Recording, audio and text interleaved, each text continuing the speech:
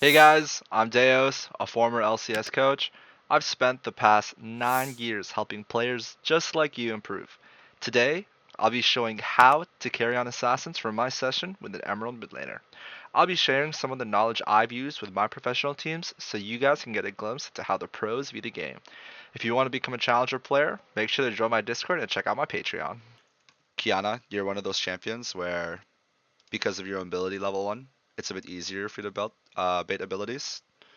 So how do I know that Karma's going to use her spell here? What are like the two triggers, the two main ones that you see here? I mean, to be like fair, I don't know if I can even say fair. It's been so long since I played a Karma. This is like the first time I played a Karma in 6 months, so I kind of forgot that her Q had like the evolve thing.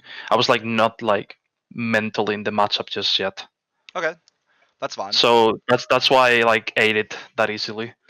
I Yeah. forgot that she can just do that. I'll still ask the question though, because it's still good. Because let's say this is Syndra, right? This is Syndra now, right? So what hmm are like the two triggers that you see when someone's gonna use a spell? She walks up to me, Okay, or so movement. or I mean the animation itself. So when you play League, you hmm can't like see everything at the same time, right? Like your brain really can't process all of that.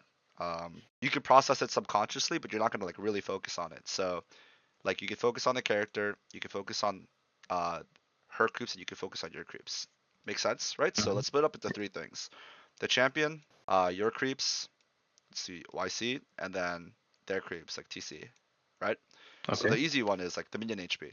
When you see that this is low and you need to CS, it's like trigger in my head, ding ding ding. The enemy Oh yeah, they is will gonna want try to something, punish. right? Yeah. And then why do I say your creeps? It's like, oh, okay. We talked about the importance of priority, right? If they can hit you and your creeps at the same time, ding, ding, ding, ding, they're gonna look for something, right? hmm And Yeah. then now it's just like champion, like what can their champion actually do? So when you have that in mind, basically when you're trying to bait spells, you're just doing these. I'm gonna say four things. I'm gonna add range. Like what is their range? You're just doing these three things, and you're just going in and out. So what does that look like here? It's like okay, my creep, ding, I'm on top of my creeps, ding, am I in their range? Ding. Okay, I'm gonna go wiggle in and out here. You see how that works? Yeah. So even if it's Syndra, Makes even if sense. it's Orianna, you just walk up and then you W back when you see the spell. Hmm. So just a small thing there. Right here, this creep, you should be hitting it. Yeah, because she's like pushing very hard. Yeah, exactly.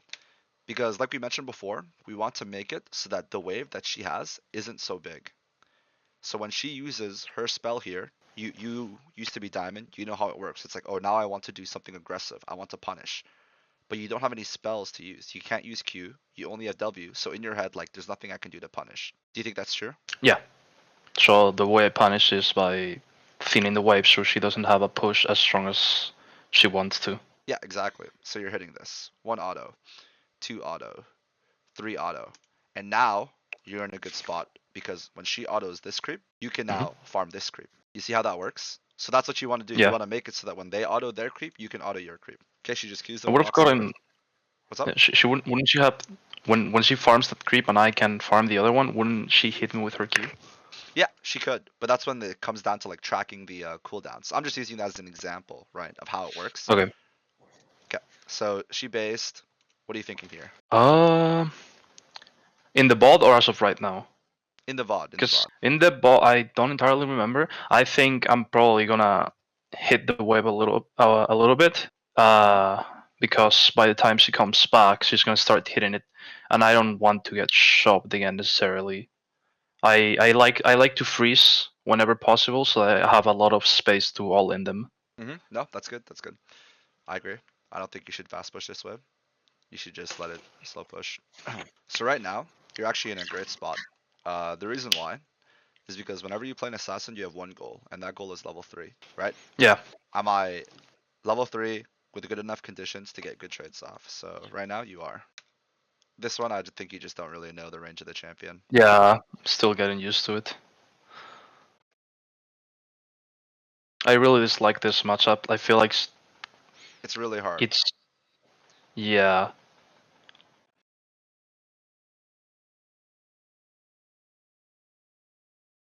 Good trade.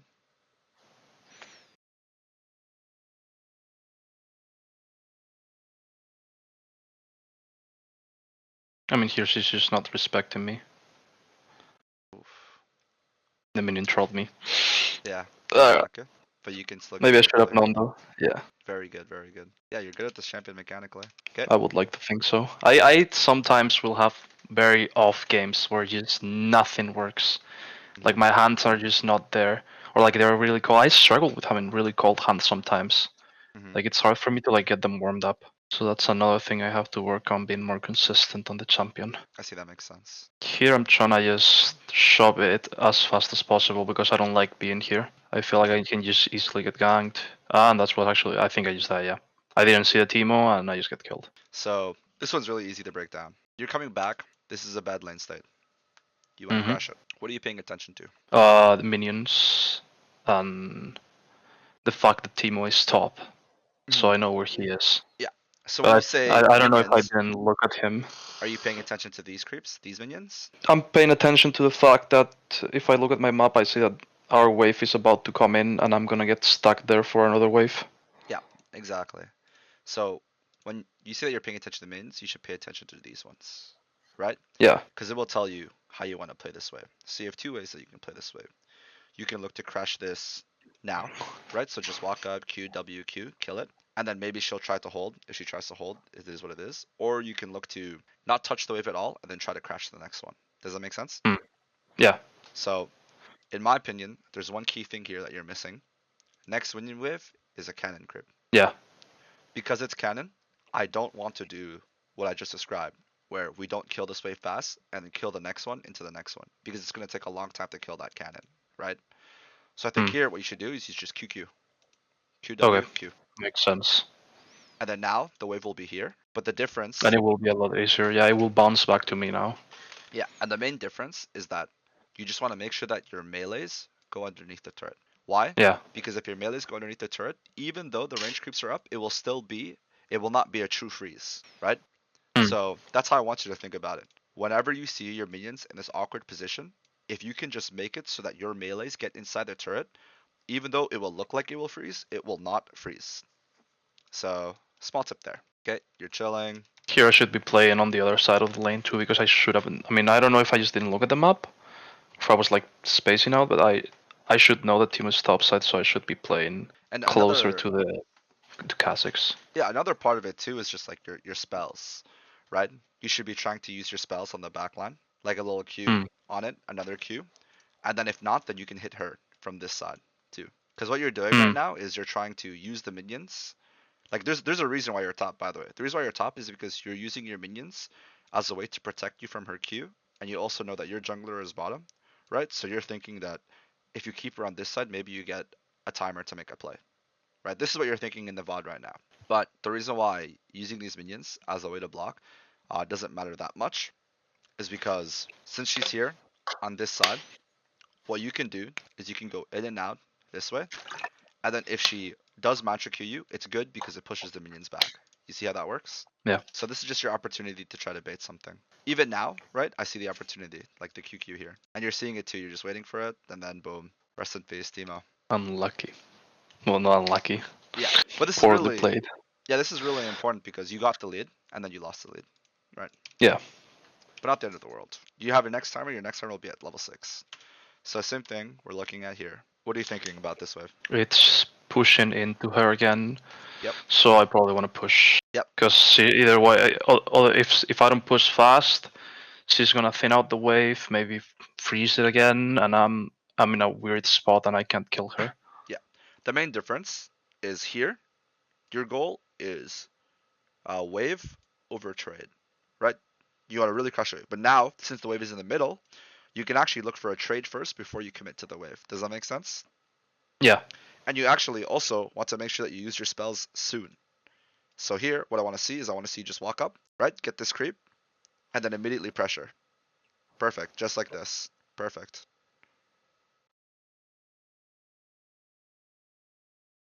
Unfortunate Q. But yeah, what you just did there is perfect. Alright, great trading. Okay, now your wave is building out. Let's see what you do with this. This is pushing into me, so I'm probably just gonna let it push. Yep. Maybe harass her a little bit, but just let her push into me and then look for a kill. Yep. That's exactly what you should do. So I'll actually teach you something here. So right now, I'm noticing a bad habit of yours where you want this wave to push in, so you're not doing anything, right? You're just standing here. Should I But bait her spells so she pushes faster? when after your first base, I don't know if that's usually not worth it anymore because her spell will do a lot of damage. Early on, it's fine, Okay. but right now it's not. What you should do, right, is you either look to trade from far away or you fog. Oh, I do that sometimes. Yeah, whenever I'm in like a weird spot, or I feel like I don't have anything that I need to be doing. Maybe not here because here I feel like I need to be farming, but maybe no, I shouldn't be farming as much. But I do fog to like create pressure on the map or like go place wards and stuff. Yep, 1 billion%, 1 billion%. So right here, when I see this, right, Mhm. right now you're afraid because Renata showed bot side, and you also know that Timo is there bot side. You can't fog bottom. You can't trade with her because she's hugging bot side, so you should just stay here and just stay hidden. And you should actually swap to oracles now. Oh, sometimes I actually just forget, but I usually always swap between my first or second back. Yeah. The person I was working with earlier, he asked that question, like, when do I swap to oracles? I just told him, you swap to oracles when you're playing champions that want to abuse the fact that they can push and fog, and then you keep your trinket if you want to punish them underneath their turret, because then the vision matters a lot. So right here, Hmm. right, what I should have been witnessing is you know that she's going to get level 6 before you, because she killed the cannon wave before you. So you're just fogging, you come back out, you trim this, right? And then you ping your jungler to come on this next wave. But this is the only thing that you can do right now to make it so that you don't get a crisp level 6 all-in timer, right? Taking trades right now. And here you want to be fending the melees, right? Don't let her crash this one for free. Ping your jungler, ping your jungler. Like what I'm noticing right, this is a really big mistake. Because remember, when we play assassins, it's all about kills, right? So what you need to do and what you need to improve on is you need to know when kills are going to happen. Every time your wave builds out like this and you're stronger, you should expect there to be a kill opportunity, right?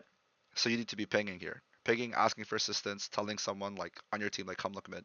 Because you see it Makes right now, sense. right? Like right here, you're level 6. Your jungler's here, hovering. Just flash on her, right? Like flash, Oh, EQ, R to the wall, one shot.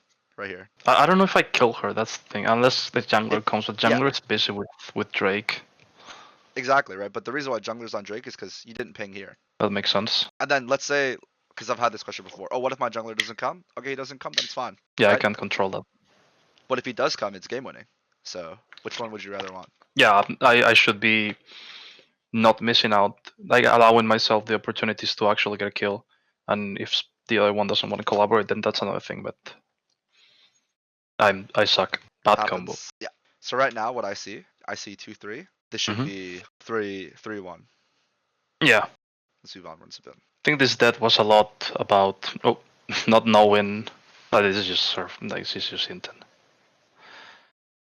Yeah, I don't know why she based in front of your face. Okay, now you have you're almost at one item, right?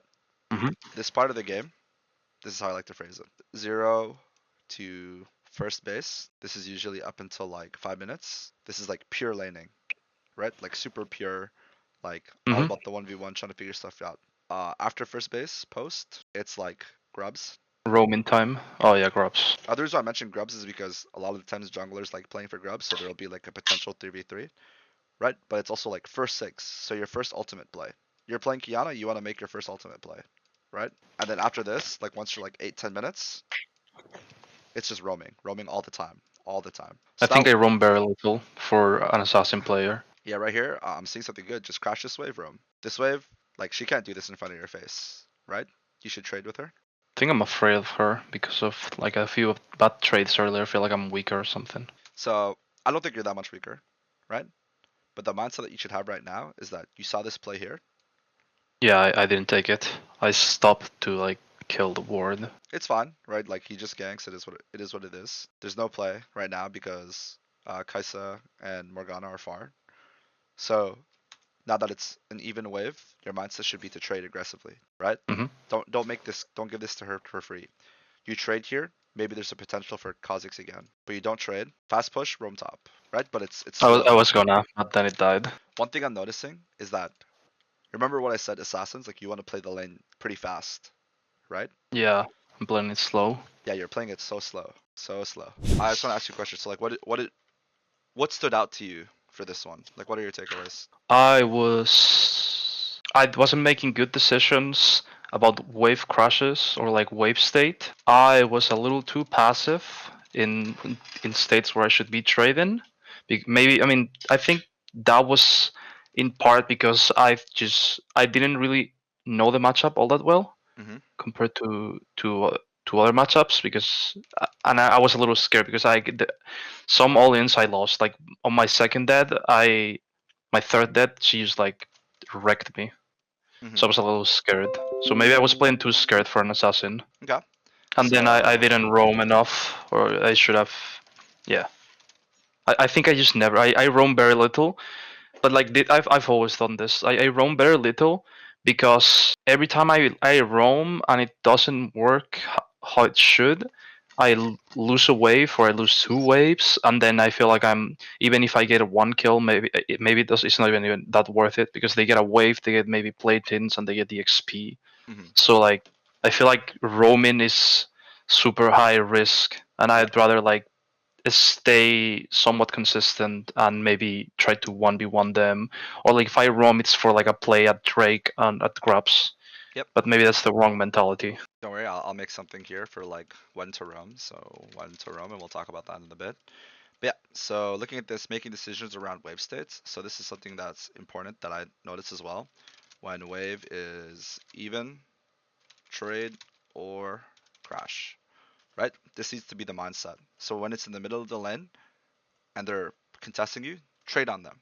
If they're not contesting you, then you could slow push into crash or crash immediately. Make sense? Yeah. So when we watched this portion, when it came out, let me see if I can find it. It's after this. Yeah, here I should be trading or crashing. Yeah.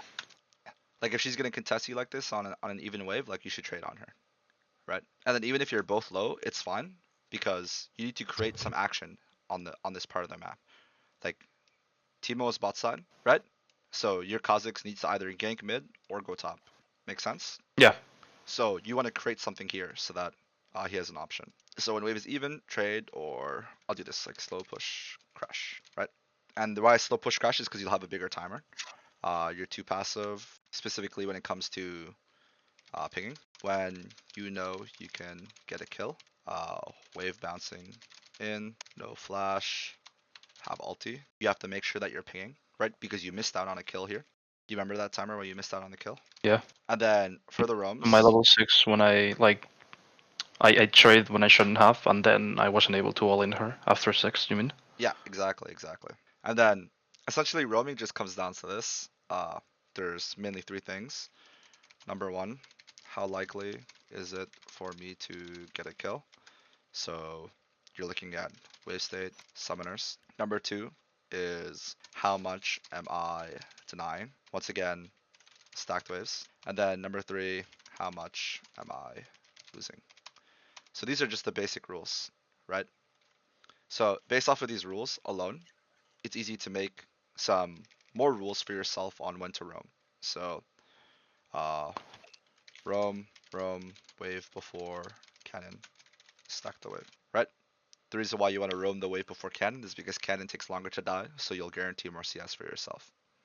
Yeah, I try to roam whenever there's a cannon or base whenever there's a cannon. Yeah. Remember, it's the wave before the cannon. So make sure Oh, you're keeping track of it. yeah. You don't want to base on the cannon. No, that's what I meant. I try to base whenever the next one is cannon. Yep. I think maybe sometimes I'll screw it up. I can't say with 100% certainty. It's okay. Roam but wave before cannon. Stack the wave. Pay attention to side lanes building. So what does it mean like pay attention to side lanes building?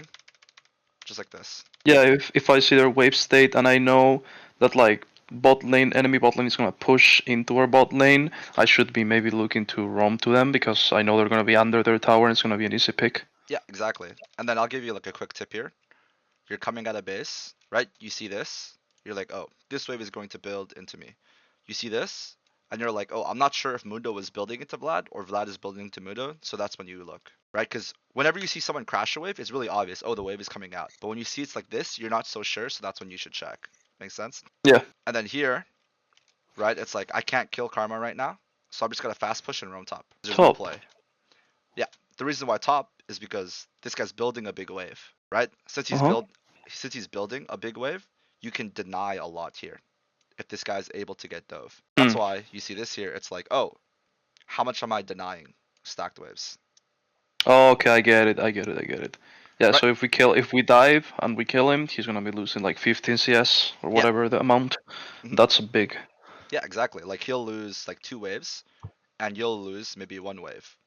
But it's like 2 waves plus 2 plates versus 1 wave plus 1 plate. It's worth it to roam in this case, right? Yeah. So that's what you're paying attention to. And then frankly, it looks like yeah, this window probably was diveable because they killed him anyways. But then you could have been there. Okay. Do you have any questions before we go on to game 2? No, I don't think so. I think I kind of got the gist of it. Alright, perfect. Hey guys, thanks for watching. It means a ton if you were to like, comment, and subscribe. Please let me know what type of content you want in the future. And if you want to talk to me more, join my Discord in the link below. Let's be great. Cheers.